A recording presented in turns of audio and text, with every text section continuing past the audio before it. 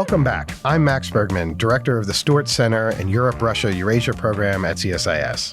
And I'm Maria Snegovaya, Senior Fellow for Russia and Eurasia. And you're listening to Russian Roulette, a podcast discussing all things Russia and Eurasia from the Center for Strategic International Studies.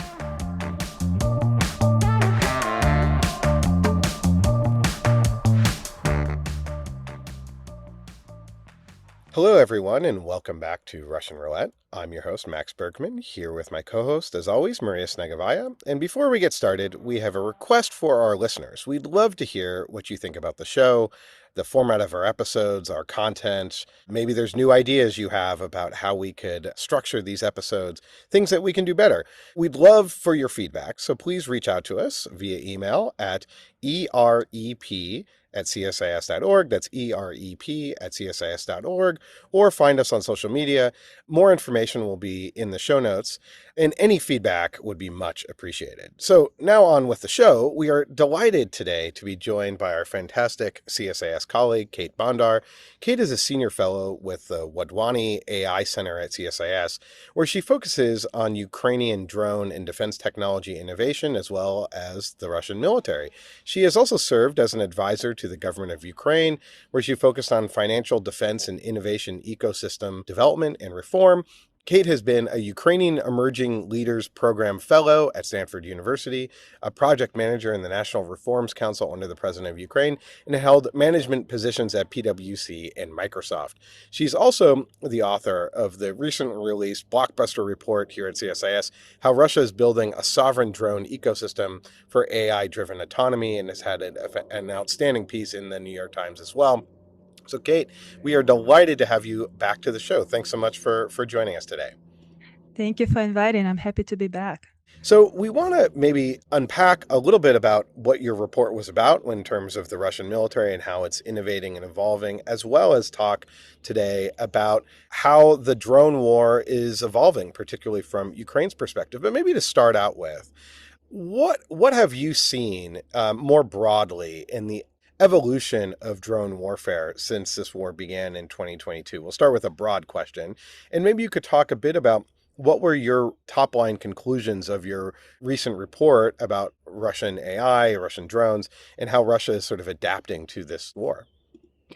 Yeah, thanks, Max. Well, that's a really broad question about drone evolution, but yeah, let's try to give like short overview, how it started and how we got here. So first of all, drones have become a very widespread weapon system, and basically it's not only a weapon system, they have a very broad type of missions that they can perform, and I think that's one of their main strengths, because we've seen them way before 2022, since 2014, and they were mostly used for ISR missions, for intelligence, reconnaissance, and surveillance, and basically their mission was just to fly and see what's going on over the front line. But since then, they evolved into all sorts of platforms performing all sorts of missions, and they're being used on different levels and layers. So, I mean, on a tactical level, on operational level, and strategic deep strikes. So basically, drones have become a very universal platform which can be adjusted to different missions and which can play. And now we see that they basically substitute many conventional weapon systems. And for example, the most recent Ukrainian focus on operational strikes on operational depth and distance. Basically, they're replacing the missiles which Ukraine lacks and cannot get from the United States. And they also prove to be really, really effective, not only in terms of mission completion, but in terms of cost efficiency as well. So you see that like drones, first of all, they're very adjustable. Second, they're very accessible and available. Third, they're pretty easy to produce. It's not a missile that you need to build a whole defense industrial base and to produce military-grade components. Drones can be assembled from commercial components available on online marketplaces across the world, which makes their production much more easier and faster to establish and scale. And of course, their strength and power is in mass. So this weapon system, and actually system, can be produced in mass, and production can be scaled really fast. So I still don't think it's a revolution. So they change the nature of warfare, and it's going through evolution, and we will see where it's going to bring us. But yes, drones proliferate, and they are becoming more and more decisive factor on both sides. And so maybe you could tell us a little bit how Russia's military is evolving. I think we have the stereotype that the Russian defense industry, that the Russian military is sort of stuck in 1956 or 1965 or whatever Cold War year that you have, that it's still very much the Soviet military, that they're not learning, that they're not adapting. There's been so much attention on the Ukrainian military's evolution, its innovation, but I think what was important about your report, and we also have a forthcoming report out looking at the Russian defense industry, that you do see it evolving. So maybe you could talk a little bit about how drones are sort of penetrating how the Russian military is thinking about warfare. Yeah, Max, partially you're right. Russian military is partially stuck in last century, and it is true, but it's only part of the Russian military. Another part is evolving fast and adapting fast. And I would say that we cannot put all Russian military under one, I would say, stereotype, right? It's rigid and old school, or it's modern and adapting fast, because it's really huge. And they also have their pockets of innovation. They also have their innovative generals who think and who have different mindset, and they're also fighting with the old system. So I would say that Russian military is going through its transformation, and there is internal resistance, of course, as well as anywhere else. There is a resistance of bureaucracy and old school military. So I cannot give, like a very black or white evaluation of Russian military, but would definitely see that it also adapts fast, because we wouldn't have this stalemate on the battlefield. We wouldn't see this completely new tactics with drone attacks. And Russia started Shahed attacks in 2022 on Ukraine. Now Ukraine has developed relevant answer to that and response to that. But Russia came up with this strategy and tactics, and their military industrial complex could keep up with, the development of asymmetrical tactics. So I think Russian military has been underestimated by Western analysts, and it was put in a bucket of old rigid system and just uh, not worth exploring and analyzing. But they have lots of interesting phenomena. For example, people's VPK. Everyone is talking about Ukrainian entrepreneurial ecosystem, but Russia actually has pretty much the same. They also have civilian engineers who were mobilized, I mean, not by the army, but mobilized their efforts to help their army and armed forces to fight in this special operation, as they call it. So basically, these are civilians who put their knowledge and skills behind development of new systems such as drones as well. Russia has also scaled production of these drones, and this production, I mean small FPV drones first of all, and this production doesn't come from old school state-owned military industrial base. It comes from mostly private companies, and these companies are able to source components from China very effectively, build supply chains, and scale production of small unmanned systems. And the fact that we have a stalemate on the battlefield is not only due to mid waves, that Russia sends, it's part of their strategy as well, but also due to comparable to Ukrainians' speed of development of their non-traditional military industrial base, which is basically drones and software which supports it. So yes, they do have so-called people's VPK, these civilians help in the army. Yes, they have developed and adapted in terms of institutional processes and procedures how to work with this evolving military industrial complex. What I mean by that is that their military is watching very carefully which systems are being deployed and which systems prove to be effective and working on the battlefield. And then they pick champions. And this is where the biggest difference between, I would say, Western model of developing a military industrial complex and Russian model, because Russian model is more centralized. And by centralization, I mean that Russians pick those champions, I mean, systems or companies which work well, perform well, work on the battlefield, and deliver results. And they put all their sources and efforts behind those companies, people, or systems. So basically, giving them resources to scale production, to work on R&D, to improve technology, to iterate faster. So like one of the recent examples is Molnia system, very cheap drone, fixed wing drone made of ply and wood, but which proved to be effective. So the Russian military basically came to manufacturers and gave them resources to scale production of that system. Shahed system, right? It's also a good example because Russia had a choice of technologies of similar drone, but they have picked this system. They have built a production facility. They have built supply chain. They trained their people. They established an academy there, like Polytechnical University, basically attracting students and their creative potential to keep iterating, to keep improving the system, and basically building the whole ecosystem around one drone. And now we're also doing with our team analysis of evolution of Shahed system and how many iterations they made and what they have changed. And trust me, the current Giran version almost has nothing to do with the original Iranian technology. So I would say that Russia represents a little bit different model than we're used to here in the West.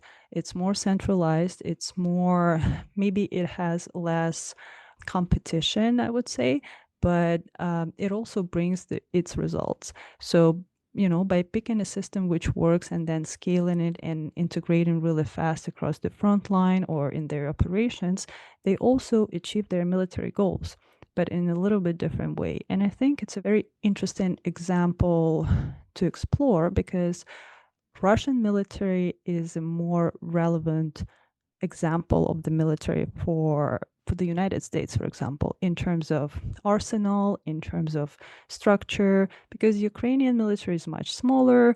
It's new. It doesn't have legacy systems. It doesn't have that huge bureaucracy as we have here. And how Russia adapts institutionally, how Russia adapts in terms of regulation and other things, how it integrates technology from civilian and commercial sector. I think these are interesting lessons to learn. I'm not saying that we need to copy and paste them here, but we should definitely look more deeply and probably, learn some lessons that are applicable and we can adapt here in the West. Huge thanks, Kate. And to your point about institutional doctrinal adaptation, I will flag, I think that also echoes what you said at the beginning. Russia hasn't really changed its conventional military doctrine since 2014, despite its seemingly revolutionary changes unraveling on the battlefield in terms of AI and drones. So it seems like it's not fully certain and confident how much of a game changer that is. Would you agree with that? I think it's just stress of war when you don't have time and focus to adapt like the full .mlpf concept, and this adaptation goes on, like happens on the go, and you don't always have time to keep up with changes because honestly, I don't know how often it happens in Russia, but I know statistics from Ukraine, and I think it's the same for Russia. Tactical updates happen every 3 to 4 months. So rewriting tactics and doctrine every 3 to 4 months, and then, because rewriting tactics and doctrine requires retraining, reskilling, rebuilding, I don't know, logistics and educational system, etc., etc. So it's not that easy to change the whole chain, which comes after doctrine change.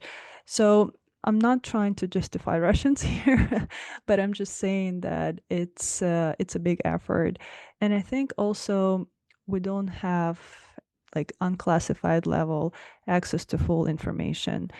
Because whenever I try to analyze what's their vision of the future, they have these programmatic documents like, for example, plan for development of military systems for the next 10 years, right? And it's classified, but, even when we hear some presentations or just short formal speeches of like Minister of Defense, it gives us some hints about directions that they're thinking about, like hypersonics, for example, or still working on ballistic missiles and improving them, because ballistic missiles are still very effective weapon system, and especially when you don't have relevant interceptors such as Patriots, they are expensive but effective. So what I'm just trying to say is that we don't actually know for sure how fast Russia adapts from inside, from information that we get from open source. Maybe on classified level, there's more information, I'm sure, but on unclassified level, yes, I do agree that there is a perception that Russia adapts slower and doesn't respond to changes on the battlefield that fast. But the state and condition of the battlefield and their attacks show that they still managed to achieve their goals, and they still managed to destroy Ukrainian infrastructure and energy infrastructure. And yes, they're moving slower on the battlefield, but they still do. So they do adapt. It's just hard to evaluate. That's an excellent point. And I wanted precisely to jump to focus specifically on where we see Russia is not adapting as successfully as Ukraine, at least at this current moment, right? Because as we speak, there is significant development on the battlefield where Ukraine, using allegedly long-range AI-assisted strike systems, has been capable of hitting targets, first of all, at the very high intensity inside of Russia, and second, deep behind the front. In particular, targeting Russia's operational rear, targeting logistical networks, fuel convoys, supply routes, etc. So this is definitely a really notable development that many analysts are focusing attention to. Can you walk us through it, and how do you explain what enabled these successes of Ukraine that we are currently witnessing? So first of all, what happened? Ukraine saw this gap. I mean, it's not a gap, it's just an aspect that didn't get too much attention, but it's a vulnerability that Ukrainians decided to use, which is operational depths behind the front line. Operational depths, it means a distance from the front line from 100 to 300 kilometers. This is the distance where both forces have their stockpiles, their supplies, they have headquarters and logistical systems, etc. And basically, previously, it was considered not that easily reachable because it is out of reach of usual FPV drones, fiber optic drones. It is reachable by missiles, but they're very expensive. So it really doesn't make sense to waste those missiles to destroy every single truck carrying fuel or logistical truck, right? So it was considered more or less safe, but it's still very close to the front line, and that's the distance from which frontline supplies and logistics was organized for the front line. Ukrainians realized that that's kind of operational distance where there is an opportunity, let's say, and they have found a relevant weapon system, and that's a second aspect of this phenomena that I would say that we see right now. They have found, for example, Hornet drone, right? AI-assisted, AI-enabled drone, which is able to execute this mission much cheaper than a missile that was used before. So it's a combination of catching by surprise Russians, new tactics, and a technology which enable this tactics implementation and execution. But I wouldn't, fall under like general hype that, oh, it changes the war, it's a game changer. I think in this war, it's really hard to find a game changer or a silver bullet, because Russians will come up with a countermeasure and their answer to this, and they already doing this. First of all, they're trying to jam these drones. However, AI software helps to overcome this jamming and electronic warfare. That's also an interesting aspect to talk about. But on the other hand, they have their own interceptors, and that's their answer. Like Yolka system, for example, they cannot produce them at huge scale, but Hornets are also not produced in millions. So I think pretty soon Russians will figure it out and come up with a response and a countermeasure, and we will get into a new kind of stalemate and iteration. But I think it's a good move by Ukraine just to get a strategic advantage right now, because it's not just, oh, let's try to strike deeper. It falls under a bigger, broader strategy of cutting off Crimea, cutting off supplies through Crimea, and broader military strategy, how to change the balance on the battlefield. So I think, if Ukrainians manage to keep this advantage, which they gained right now, that might change the situation on the battlefield. But again, it's not only a race of technology, it's also a race of speed and the pace. So it depends how fast Russians come up with the response, because if they don't do anything pretty fast, they risk to lose advantage, and on those occupied territories, lose their logistics. And it then provokes a chain of events, for example, in Crimea, we see right now that gas is not being sold to civilians, that those camps for kids are closing, and they have problems with electricity, etc. So it triggers a lot of consequences. So I think it's just matter of time how Russians adapt and when they come up with response. Because if they don't, I think that could be, like a turning point, at least on that part of the battlefield and that part of strategic distance from the front line. So I think it has a good potential for Ukrainians. They just need to keep this advantage. I was wondering if you could maybe talk about how you see Ukraine evolving now. Do you think that they are going to try to take what is currently working and sort of continue to ramp it up? Should we expect, more of the long range strikes that we've been seeing? Do you think that's going to increase? How do you see, if Ukraine's sort of drone air war operations progressing? I mean, some of that is obviously going to be dependent on Russia, but they have a lot in the works technologically. There's long-range cruise missiles that Ukraine is developing. It seems like this is progressing, and I just want your take on where you think this is headed. I definitely agree that this is progressing, and I definitely agree that Ukraine is becoming more and more independent in this capability from not only from the West, but also from China, for example, because Ukraine builds not only systems, but its own supply chains. It focuses on producing components. So the end goal is to become completely independent and being able to defend itself. And I think that's the best security guarantee it can ever get. So if we try to unwrap it into, again, different levels, like strategic level, for example, deep strikes are closing this strategic level and strategic goals, which means trying to destroy Russian source of income, basically prevent Russia of being able to fund this war and to get revenue and to get revenue source to fund this war. In addition, I would say it's a side effect, because Ukrainians are not targeting civilians. They're not killing people as Russia does to create this, psychological effect.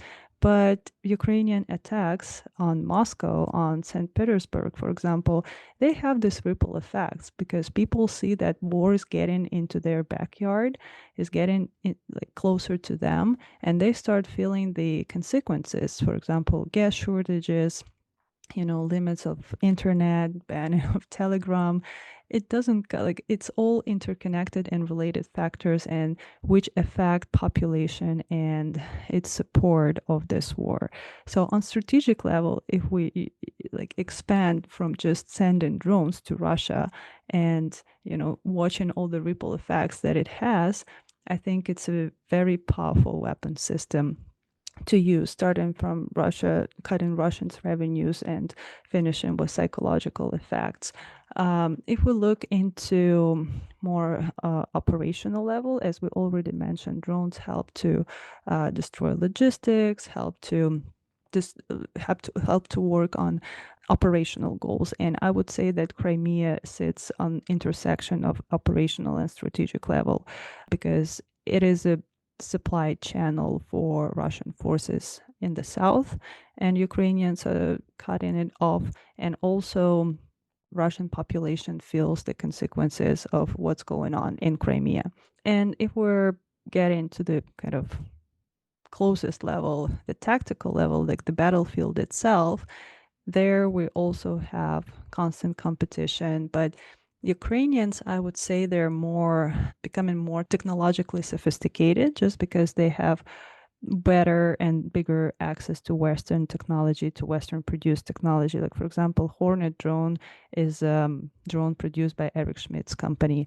And one of its biggest advantage is AI enabled systems and assistance. And Ukrainian companies, which produce AI enabled software, helping to navigate autonomously, to recognize targets, helping operators to lock on these targets, and as the final result to engage these targets more effectively.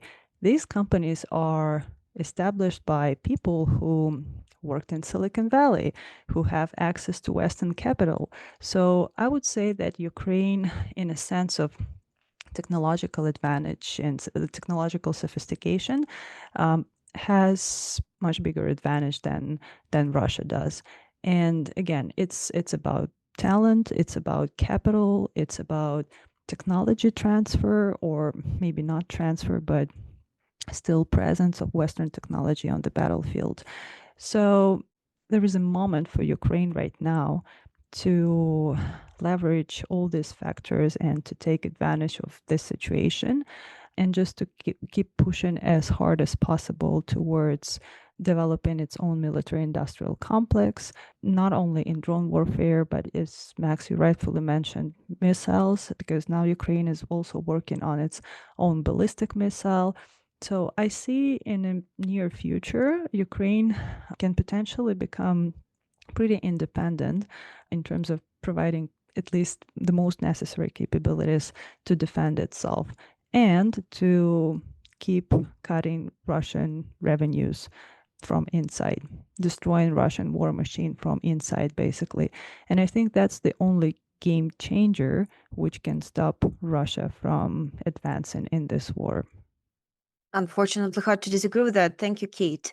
From our recent trip to Ukraine with Max, general impression, just as you described, is one that Ukraine really becomes this major technological innovation hub, attracting a lot of investment, assistance, right, knowledge, know-how from all over the free world.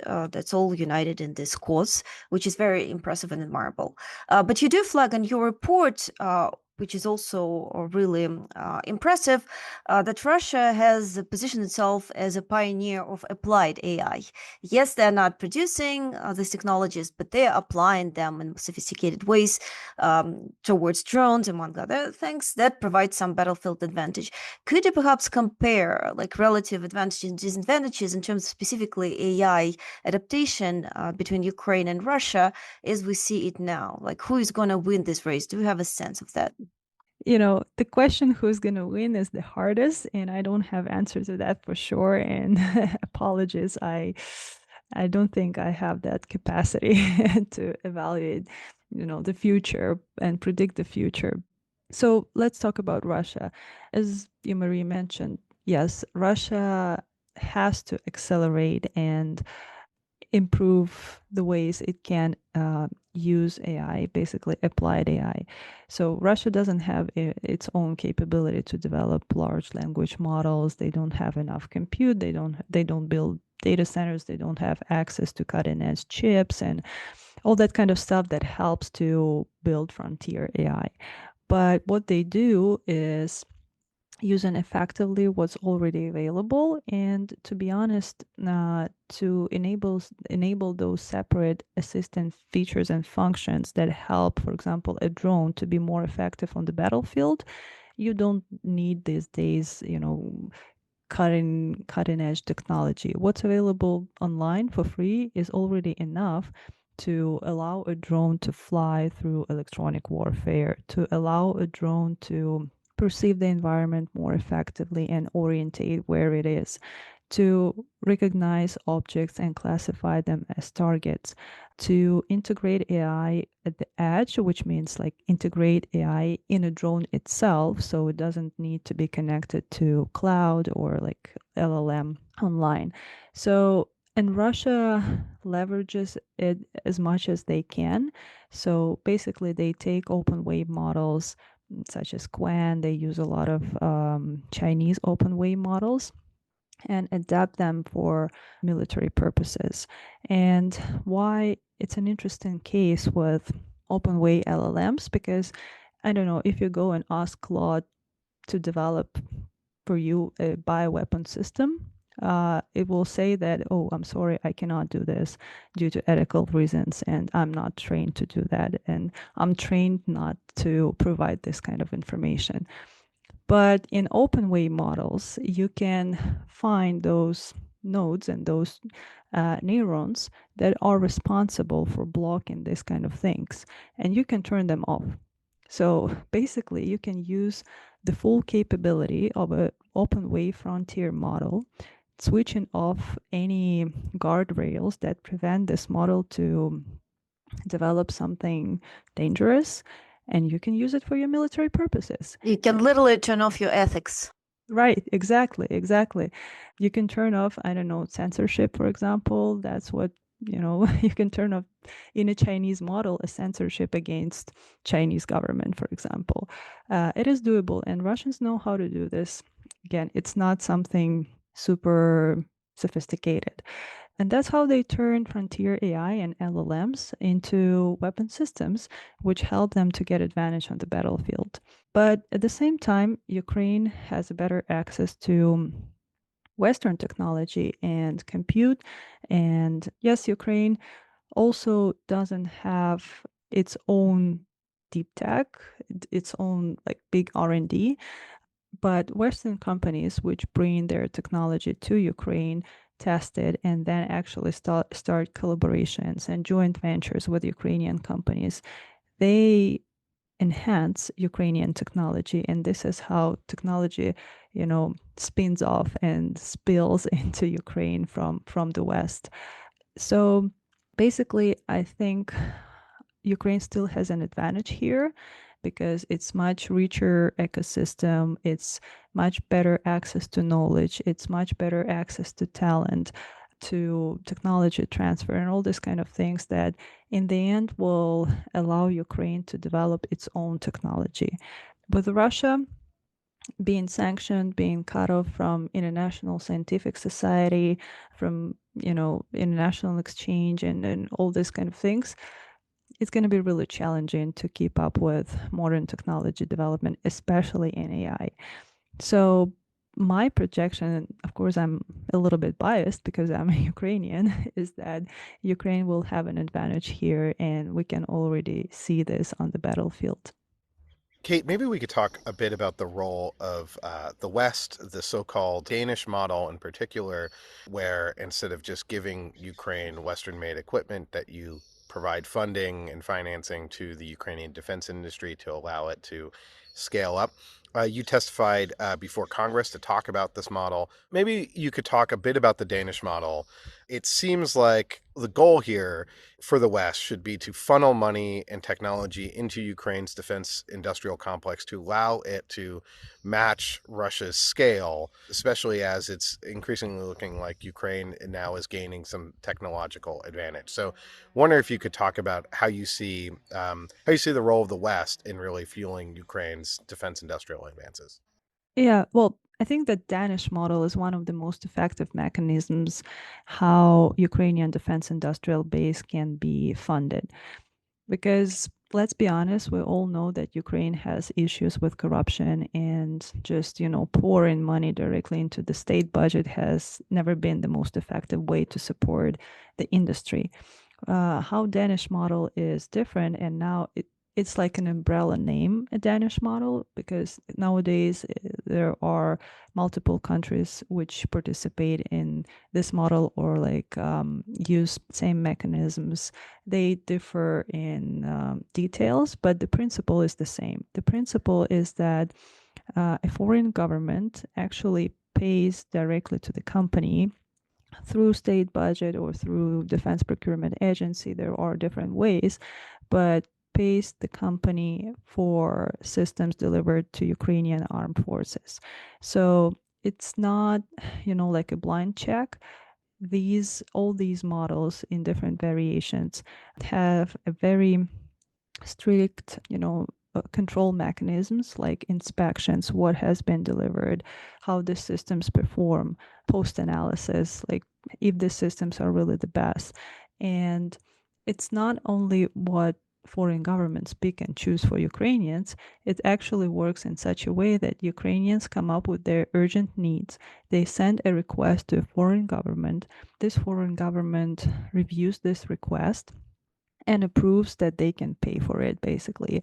And then Ukrainian government needs to provide a list of systems, because they can say, we need middle strike drones, for example. So they approve procurement of middle strike drones, but then they go deeper into what they're actually going to buy, like what drones, which specifications, from which companies. And all this information goes through due diligence and analysis by foreign procurement agencies and foreign governments. And it's only if Ukraine proves that they really need this, that these companies are really reliable, that these founders don't have any criminal record or anything like that, they approve the payment. And then when the system's delivered, the companies are being compensated or they've been paid in advance. It depends on a specific mechanism. But the general goal is to pay for delivered stuff without any, shadowy money transfers and procurement by Ukrainians themselves.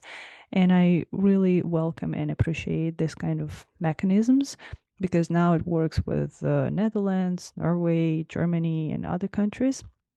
They're constantly improving it to reduce, the number of bureaucracy, sending requests, approving requests, etc. So now this procurement and payment happens really fast. It can be closed like in 2 weeks or a month, which is super fast, especially taking into account that it happens on international level. And systems are being delivered like from days to a couple of weeks or a month to the front line. So I think it's a very effective mechanism for everyone, like for foreign governments to be sure that this money get where they have to go, and for Ukrainians to be sure that they have funds to procure what they really need for this war. Kate, thank you so much for joining us. Unfortunately, we are out of time, but thank you for the great conversation, really important insights on the developments on the battlefield and in terms of the military-industrial adaptation of both countries. And thanks to all of our listeners for tuning in. Don't forget to subscribe to our show and leave us a 5-star rating. Be sure to also check out our sister podcast, The Eurofile, wherever you get your podcasts. See you next time.